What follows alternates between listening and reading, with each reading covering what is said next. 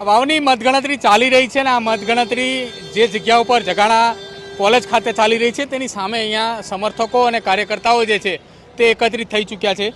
અહીંયા ભાજપ, કોંગ્રેસ, અપક્ષ માવજીભાઈ તમામના સમર્થકો છે. તેમની સાથે વાત કરીએ કોણ કઈ બાજુ છે ને ક્યાંથી છે, કોને સમર્થન આપી રહ્યા છો ને કોના માટે અહીંયા તમે અત્યારે હાલ આવ્યા છો? ગુલાબસિંહ માટે. ગુલાબસિંહ માટે. ગુલાબસિંહ તો સતત આગળ દેખાઈ રહ્યા છે. 3 રાઉન્ડ પૂરા થયા તો ગુલાબસિંહ જીતવાના. તો શીરો બીરો ખાવાનો? હા, શીરો ખાવાનો. શીરો ખાવાનો. હા. અને પછી માતાજી દર્શન કરવા જવાનું છે અંબાજીથી. હા, બિલકુલ ગુલાબસિંહ રાજપૂતના સમર્થકો છે. દાદા, ક્યાંથી આવ્યા છો તમે? વાવ થરાદથી. વાવ થરાદથી. કોના સમર્થનમાં? ગુલાબસિંહના. ગુલાબસિંહના. ગુલાબસિંહ જીતી જાય પાકા. પાકા? હા. કેટલા મતથી? 20,000 મતથી. 20,000 મતથી ગુલાબસિંહ રાજપૂત જીતે છે. કેમ એવું? કેમ એવું? એવો કોમ કરેલો છે કોરોનામાં ગુલાબસિંહે કામ કર્યું.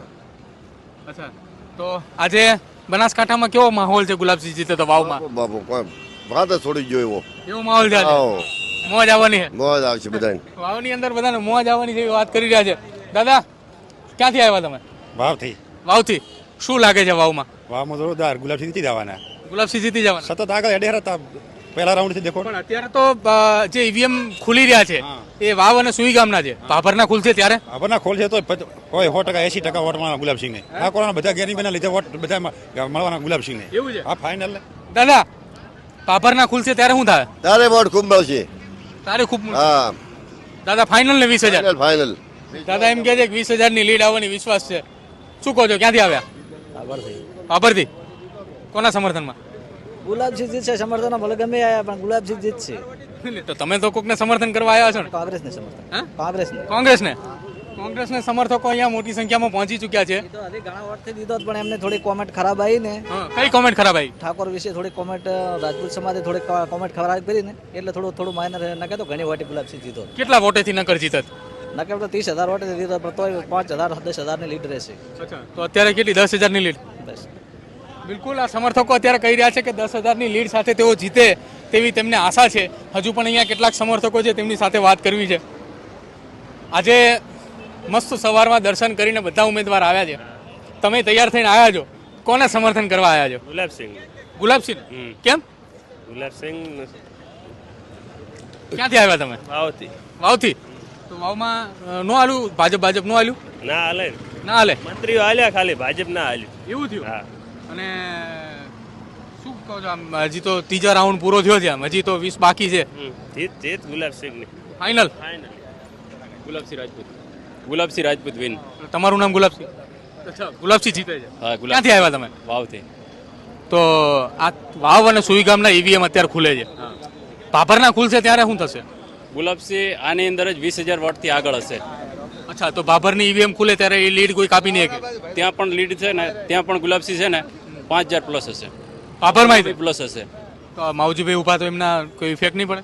કોને? ગુલાબસિંહ બીજેપીને ઇફેક્ટ પડે છે. એવું છે? હા, કોંગ્રેસને કોઈ ઇફેક્ટ નથી પડતી. અને ગેનીબેન ચાલુ સંસદ છે, એમના કારણે છે ને વધારે બેનિફિટ છે એમને. પણ એમની ઠાકોર સમાજનો ઉમેદવાર તો ભાજપનો હતો ને? એવું કોઈ નથી હોતું. પાર્ટીની જોડે જ હરેક માણસો જોડાયેલા જ હોય છે કોંગ્રેસથી. અને બેન પણ સતત રાજકીયની અંદર જૂના છે, એટલે બેનની જોડે વોટ બેંક પર્સનલ એમની હોઈ શકે.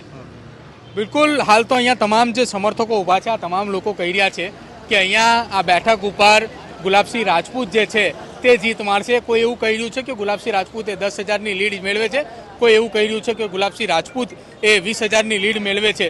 પરંતુ હજી એ સ્પષ્ટતા એટલા માટે નથી થઈ રહી કે ગુલાબસિંહ રાજપૂતનું હજી આ 3 રાઉન્ડ પૂર્ણ થયા છે અને 3 રાઉન્ડના પૂર્ણ થયા બાદ હજુ પણ મતગણતરી ચાલી રહી છે. અહીંયા હજી કેટલાક સમર્થકો ઊભા છે, તેમની સાથે વાત કરીશું. વડીલ, કોને સમર્થન કરવા માટે અહીંયા પહોંચ્યો? રાજપૂતને. ગુલાબસિંહ રાજપૂતને. કેટલી લીડ? લીડ આવશે મિનિમમ 10 થી 15,000 ની. પણ અહીંયા જેટલા લોકોને પૂછ્યું બધા એમ કહી રહ્યા છે કે ગુલાબસિંહને સમર્થન. કેમ? સારા વ્યક્તિ છે, એમ લોકોનું કામ કર્યું છે, લોકોની વચ્ચે રહ્યા છે. લોકોની વચ્ચે રહ્યા છે, નાનામાં નાના માણસની નોંધ લે છે, નાનામાં નાના માણસ સુધી પહોંચ્યા છે. એટલે આમ તો ઠાકોર સમાજનો ઉમેદવાર તો ભાજપે પણ ઉતાર્યો હતો, તો એવું નહીં લાગે કે ભાજપ ભાભરની જ્યારે ઈવીએમ ખુલે ત્યારે એની અંદર ક્યાંક એવું લોસ જાય? જનતા બહુ ખમીરવંતી છે, વાવની જનતા બહુ હોશિયાર છે, ઠાકોર સમાજ પણ બહુ એક્ટિવ છે અને હોશિયાર છે. એમને જ્ઞાનીબેનને મજબૂત કરવા માટે કરીને ઠાકોર સમાજે પણ એક તરફી કોંગ્રેસને વોટ આલ્યા છે, એમાં કોઈ શંકાને સ્થાન નથી. કોઈ એક જાતિના રાજપૂત સમાજના આગેવાન ગુલાબસિંહ નથી. ગુલાબસિંહ 18 આલમના આગેવાન છે. એમાં આ વખતનું એમના ઘરને બહુ બધા જાણીતા છે અને 1000% ગુલાબસિંહ જીતે છે, એમાં કોઈ શંકાને સ્થાન નથી. અત્યારે આ ટાઈમે જ 3 થી 4000 વોટે આગળ કોંગ્રેસ છે, એટલે કોંગ્રેસને આશીર્વાદ વાવની જનતાએ આલ્યા છે, એમાં કોઈ શંકાનું સ્થાન નથી. શું કહેશો જ્ઞાનીબેનના હાથ કેટલા મજબૂત કરવાના છે આ વખતે?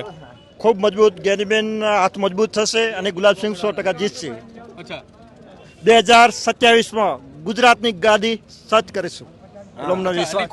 કોને સર્ચ કરાવવાની છે ગાદી? કોંગ્રેસની સરકાર બનશે 2027માં. આ ભાજપની સરકાર ભ્રષ્ટાચાર સરકાર એટલે ઉખાડીને ફેંકી દેશું. કોઈ સરકારમાં સાંભળતું નથી, કોઈ નેતા સાંભળતા નથી. આ તમારા વાવની અંદર જ્યારે મતદાન થવાનું હતું ત્યારે મતદાનમાં છેલ્લી કલાકો બાકી હતી ત્યારે એક પોસ્ટર વાયરલ થયું હતું. તમે એવું કીધું કે 2027માં કોંગ્રેસની સરકાર બનાવવાની છે. તો કોંગ્રેસની સરકારમાં મુખ્યમંત્રી કોને બનાવવાના છે? જ્ઞાનીબેન. 100%. જ્ઞાનીબેન. કેમ? એનું કારણ તેથી પોસ્ટર વાયરલ થયું હતું કે જ્ઞાનીબેન જ મુખ્યમંત્રી બનશે અને સરકાર પણ આજથી સુકાન છે. કોંગ્રેસે સુકાન સંભાળી લીધા છે કે 27માં સરકાર કોંગ્રેસની બને છે, એમાં કોઈ શંકા નહીં. ગરીબોની સરકાર બનશે 2027માં. આ બધી ખેડૂતોની, ગરીબોની વંચિતોની, પીડિતોની. બિલકુલ. તો અત્યારે અહીંયા જે સમર્થકો છે કે જેમની સાથે વાતચીત કરી રહ્યા છે, આ તમામ સમર્થકો એવું કહી રહ્યા છે કે અમે વાવની અંદર જીતી રહ્યા છે ને તમામ સમર્થકો ગુલાબસિંહ રાજપૂતની માટે આવ્યા છે અને 2027માં જ્ઞાનીબેન ઠાકોરને મુખ્યમંત્રી બનાવવાની સુધીની વાત અહીંની વાવની અને ભાભરની જનતાએ, સુઈગામની જનતાએ નક્કી કરી છે તેવું તેમનું માનવું પણ છે.